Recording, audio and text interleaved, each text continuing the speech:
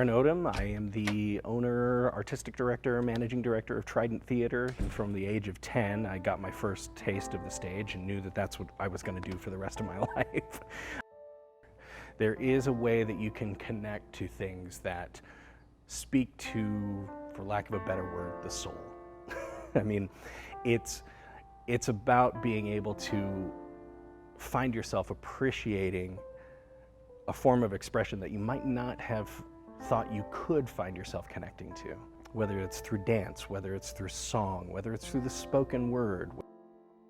A lot of my career, I really thought that theater was supposed to be a lot more pedantic than I've come to realize that it is. I'm like, here's a message, we gotta grind it into these people, you need to walk away from here understanding this thing. And then I realized, no, it's not our job. Our job here is to ask questions, or at least just make people ask them.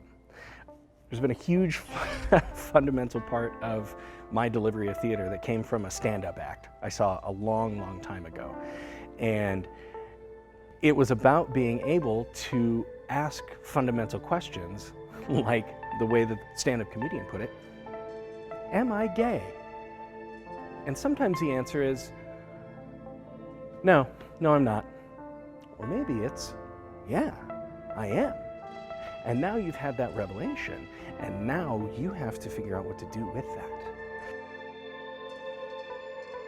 Storytelling is a fundamental part of Western culture.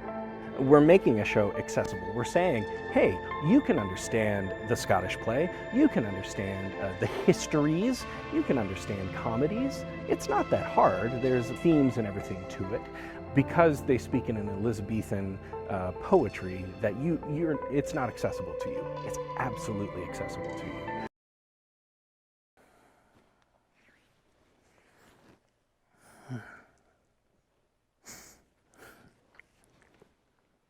Some days I wake up with the most intense desire to know what day it is.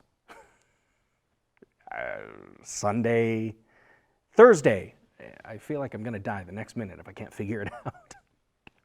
And then other days, I wake up and I realize that months have gone by. Well, they must have gone by since I last had a conscious thought about time. It makes me feel like the astronaut who's traveled 40 years at the speed of light and then returns home no older. Oh, time must be for them, he thinks. I never thought of time as like a coat. You can take it off and put it on again. Too cold to live without it, so we hug it to ourselves. We have to, because time has changed. That's all it is, time has changed. And when there's no change, yesterday one of my guards told me I'd been here for 3 years. I didn't know what he meant.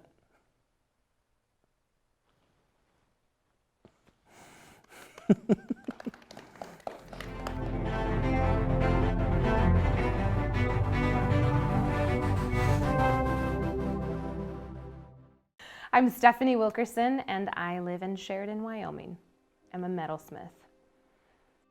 I actually grew up in a very artistic family. Everyone in generations back had a medium. My grandpa was a sculptor with wood, and he was also a painter. My grandma was a ceramic artist, and I have cousins. Everyone has these little things, and jewelry honestly just kind of came into my life. We wear bold things in my family. And I would find that I didn't have a piece that really described who I was when I was wearing it. It was always a statement thing. And so I started making with little findings. Pieces that were already, I could purchase or were provided, but I found that it never actually completed what I pictured in my head. I was very limited because I couldn't make everything I imagined. And so that's actually what spurred me to begin learning the art of metalsmithing. I wanted to be able to create from beginning to end what I came up with in my head instead of using pieces from other people. 2013 was my intro into the art of the torch. And from then on, I just became addicted as far as how I was able to tell the story of each piece from beginning to end, and I had this pride in knowing that every piece was fabricated by hand by me, and there was no turning back after that. I'm not a sketcher. I don't plan it out beforehand. I really, really love for the natural elements to tell me what to do. So I start with the stones and then go to the metal, and everything starts with just this plain sheet of sterling silver, and a lot of steps have to go into the process before it ever turns into something wearable. Like, this is my art form. This isn't just something that I can turn into a business. Like, this is part of my soul that I'm pouring into every piece, and I actually have to protect that. Like, that's sacred. And I feel like that's the difference between a business owner and an artist. I'm honored to wear the badge of an artist. It's a challenging one to wear sometimes, and I have to give myself grace. It's okay that I didn't make anything this week. It's okay that I did that, and I took a little break, and I took some time for me, because now I'm rejuvenated, and I'm going to make art that's going to speak to people, and that is the gift I'm giving them, on top of just a beautiful ring to wear or a necklace to wear around their neck that's from a special memory in their lives. I think one of my favorite things about the art of metalsmithing is there's never a limit to how much you can learn, to how much you can push yourself. There's always something more challenging down the way in every piece. Finding the balance of what your niche is as a metalsmith is also a little bit of it. Like, I don't necessarily need to go make pave set diamonds and an engagement ring and 14 karat gold. I love that. It's an art form in and of itself. But what I love is the more rustic, handcrafted, the stone is the feature, and they're all different. And the success of a jeweler is going to be different because of what speaks to you.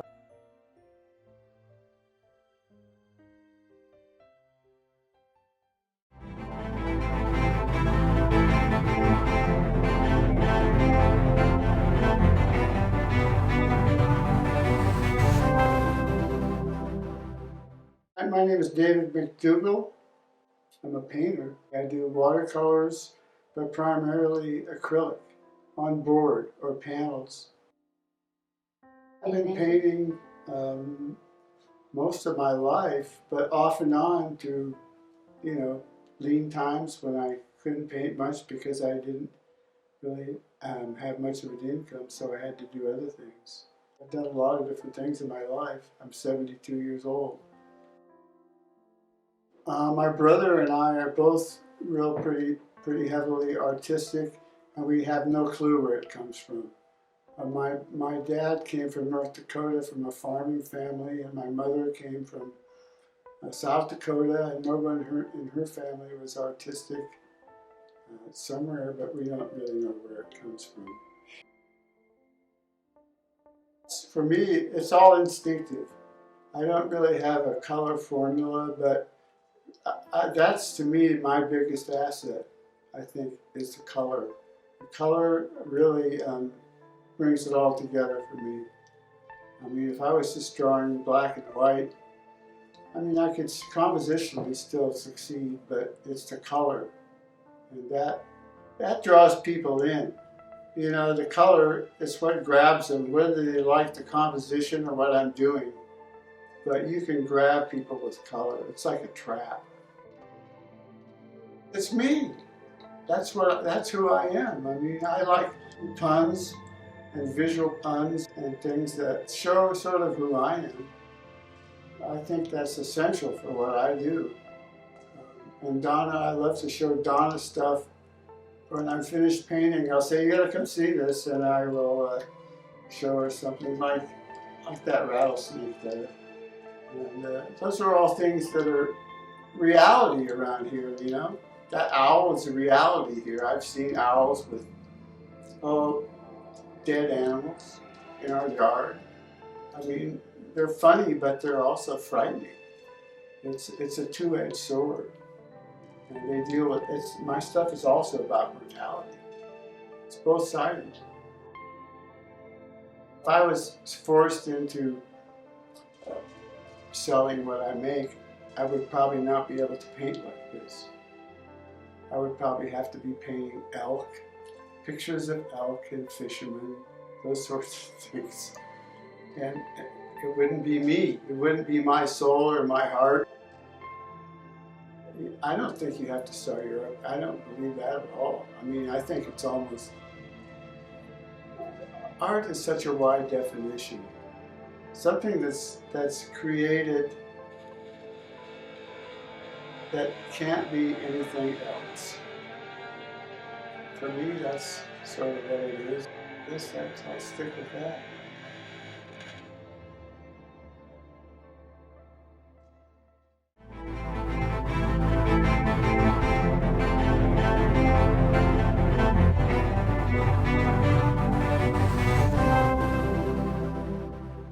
My name is Wadell. I am from Sheridan, Wyoming. I'm an oil painter. My parents are incredibly brilliant, both. My mother is a scientist, my dad an artist, and I think that combination has made me the person I am, filled with curiosity. Both artists and scientists are very curious about the world, and I absolutely love that combination.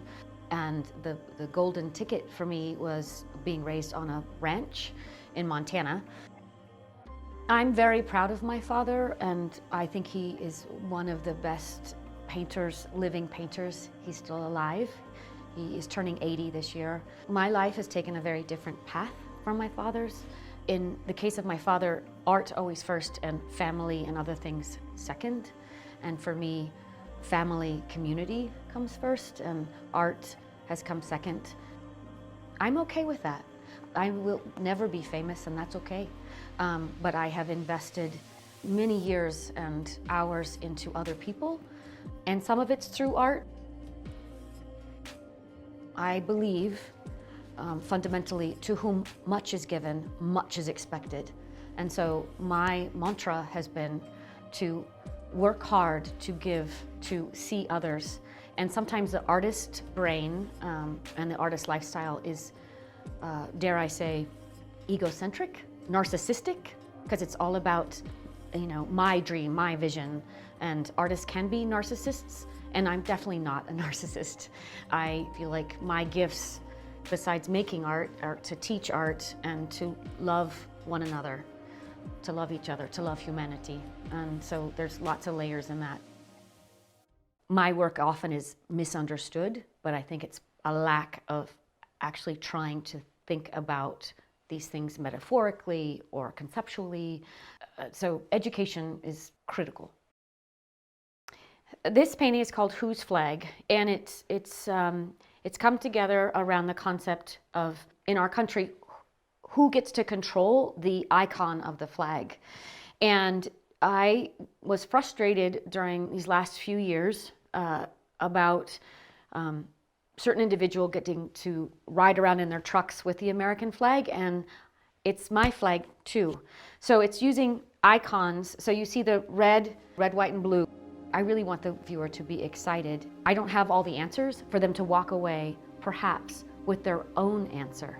I tell my children and my students all the time, I don't want you to walk out and say, well, the sky is blue. The sky isn't blue. If you walked out right now, the sky is not blue. But why? Why is it blue? What about that? What is the why?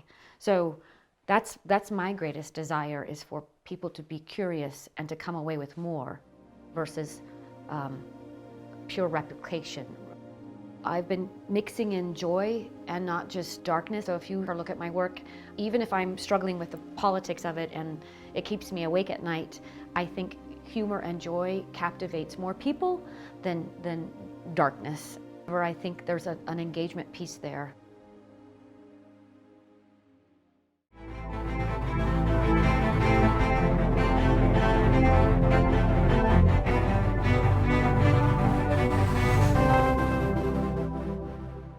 My name's James Jackson. My father, he was a saddle maker. He worked for the old Ernst. He was a Wyoming cowboy. Yeah, I really don't consider myself as a saddle maker. I asked my father once, how many saddles do you have to build to become a saddle maker? He said, oh, about 100. I never got into that. territory. My focus really has been on doing custom articles out of leather. People who can do all those kinds of things are harder to find than the saddle makers are, probably. I'm a leather worker. Material, it has different qualities to it. What I like about it is it's tied into the culture that I live in. This is cow country. There are lots of cowboys and ranchers, and this is where the skins from the leather come from. It's an interesting connection to your culture, and I've always enjoyed that sort of thing. Being an artist, you're aware of things like that. I tried to get away from it for a while, but it kept drawing me back. And then I realized at one point, leather tooling on cow skins and so forth, it's really an interesting process. And since I knew how to work with the material very well, something that just automatically tied into my everyday experience, and it just became part of my art form. Use this little tool, and it's rounded on the front, and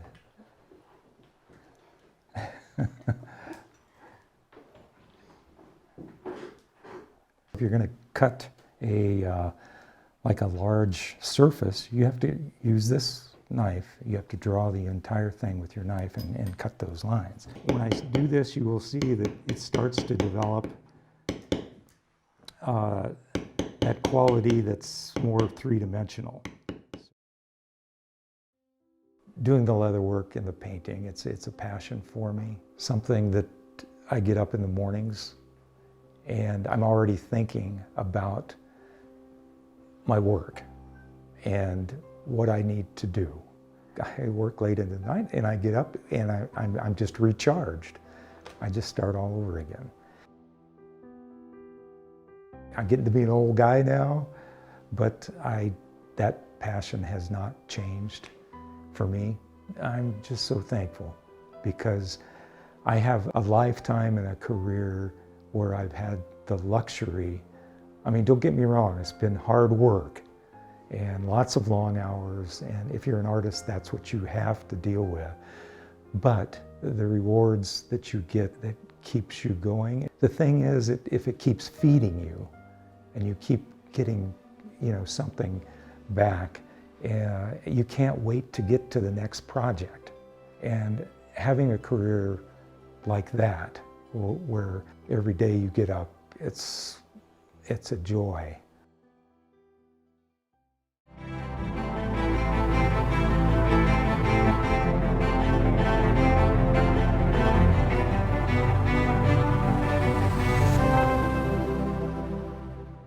I'm Sonia Kaywood.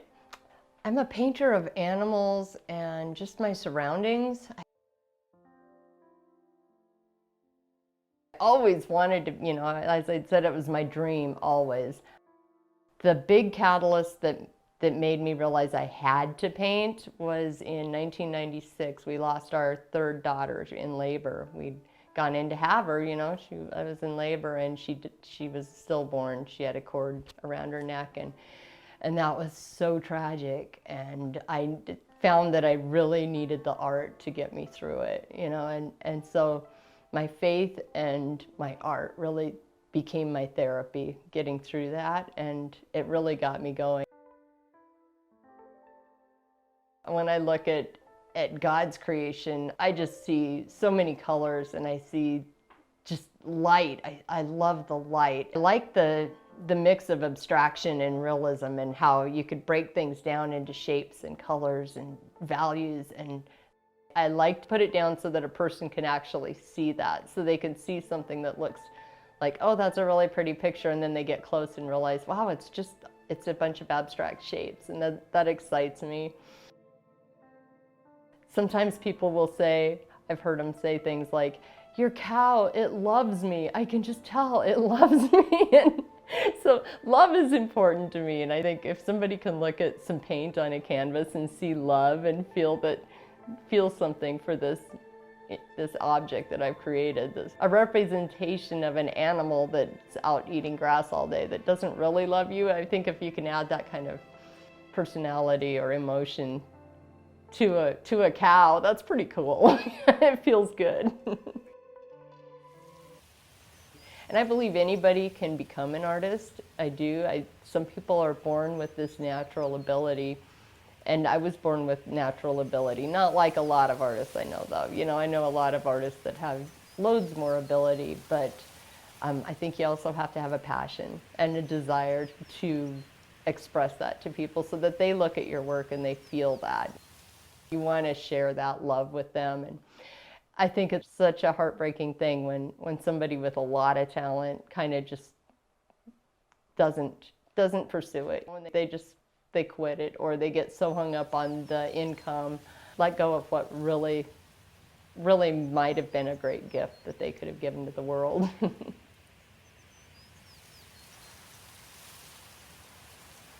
We are surrounded by things here that are just gorgeous, that I love and have a history with, that I have a knowledge of, and I couldn't be more happy. You just need to open your door and look around. Look around you. You don't have to go anywhere, and it's true. I realize I can stand in my backyard and paint. I'm so lucky.